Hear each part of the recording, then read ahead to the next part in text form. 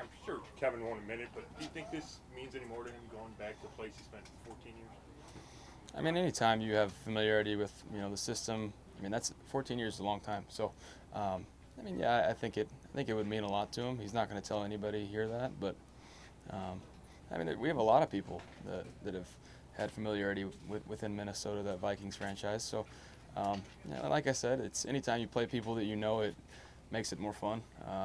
There's just a little bit more friendly competition within it.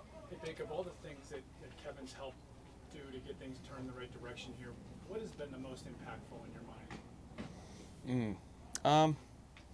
It's a tough question. I'd say between the consistency, his even-keeled nature, and just kind of holding everybody accountable to that standard that we're trying to set. We talk about building a winning culture and making that the new standard.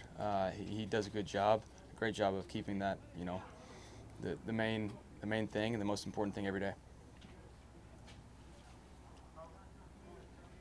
All good? I mean, you talked about how his familiarity with the Vikings. So how can that insight help you guys? Just as him knowing some of the guys on both sides of the ball. Yeah, anytime you have that much experience against a certain scheme, defense, and a lot of the same players, then you have some insights, some tips and tricks of what to look for, little nuances. I know they're going to have their wrinkles for us. There's no doubt about that. But, yeah, just those little tips and reminders that he's going to have, you got to pay attention to those. Have you gone over the first? I assume you went over the first quarter last week closely. What do you think? You had some problems connecting. What was the issue there? We should start fast. I mean, it's just all around. We've got to start fast and eliminate mistakes early and get rolling. I mean, we were lucky that the defense played as well as they did, and made those plays early on and held them to that few amount of yards. So we have to start fast on offense and get better. You're in the huddle with him. Do you think Jed Wills, that ankle's bothering him more than he lets on? I mean, Jed's a tough guy. He's a warrior. I mean, at this point in the year, like I said, the best you feel is when you show up for training camp. After that, your body's hurting a little bit, so he's fighting through whatever it is, and he's doing whatever he can to get back at 100% each week and get as close to that as possible, and we appreciate that about him. Okay, so I was going to ask you, Baker. Kevin mentioned that last week, how much that means to teammates when a player that is hurt, really kind of has to grind hard to get out there on Sunday. Does that mean a lot when you see somebody fight like that to be out there? Yeah, I mean, it's definitely, you don't want them to hurt themselves more, but, you appreciate when they grit it out, when they tough it out through those circumstances. Baker, you've completed passes to a lot of different guys. Is that any kind of point of emphasis, or is that just you taking, what you see is there?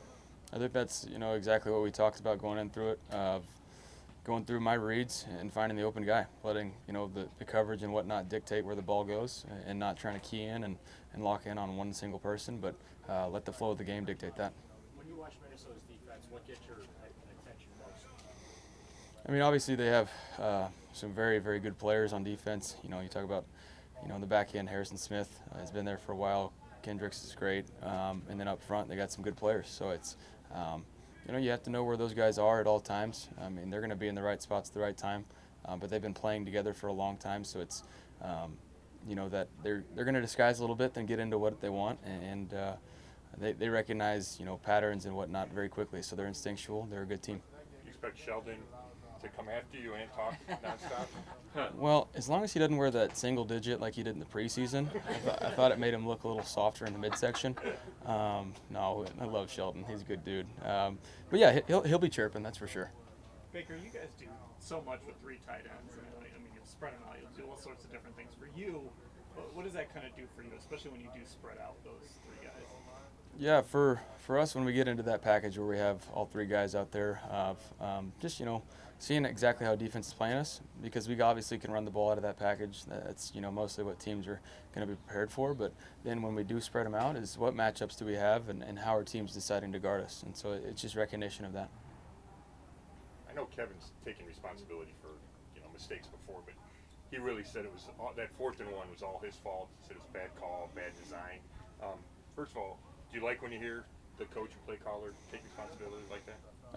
I mean, I think it's a little bit of everything. I think we could have gotten the first down on second down before that, and then on third down we could have gotten it as well. And then, that was a play where Khalil Mack lines up on the left side. He's typically on the right.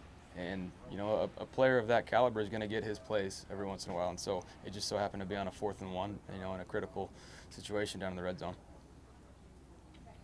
With Odell saying he was exhausted, do you think he's another week of getting him into the flow will help, this week? Yeah, I think, just those game reps, I think he knows exactly how he has to be, prepared throughout the week. But that's something that's only going to come with those game reps. And so I think he's going to push himself during practice this week as well and, get ready to go as best he can.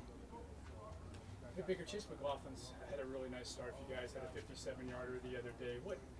Does the confidence kind of bleed through the team when you know you have a kicker that you can count on every time you set him out? Yeah, that's definitely something that we can rely on, that fallback plan. But hats off to Chase, but we want to go score touchdowns and not field goals.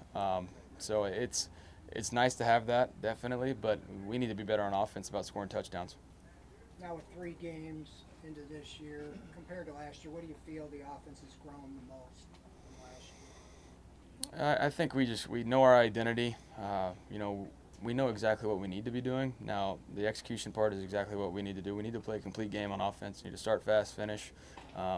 Last week we didn't turn the ball over, which was, one of the things we harped on within the week of practice. So we need to play one of those complete games, and, this is the next great challenge, the next best opportunity to do it. I know you call Kareem his style angry, but physically, how would you describe it? It seems like there's a lot of moving body parts when he's running around. He runs like a Tasmanian devil. It's like his upper body's leaning one way, his lower body, his balance, it's outstanding. It's something that very few people are blessed with, and like I said after the game, we're lucky and blessed to have those 2 guys in our backfield.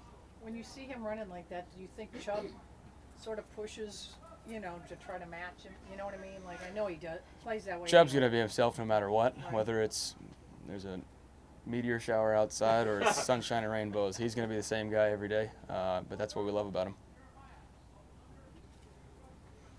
Baker, I don't know if you noticed this or not, but there have been a series of midfield flag plants in college football this year, most recently Garrett Gilbert's alma mater over the weekend. Do you think that you've started a trend potentially here?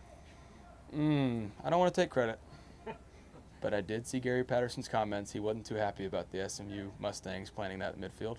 No, I think it's funny because it wasn't planned, none of it was, but and now I'm in Ohio, so full circle.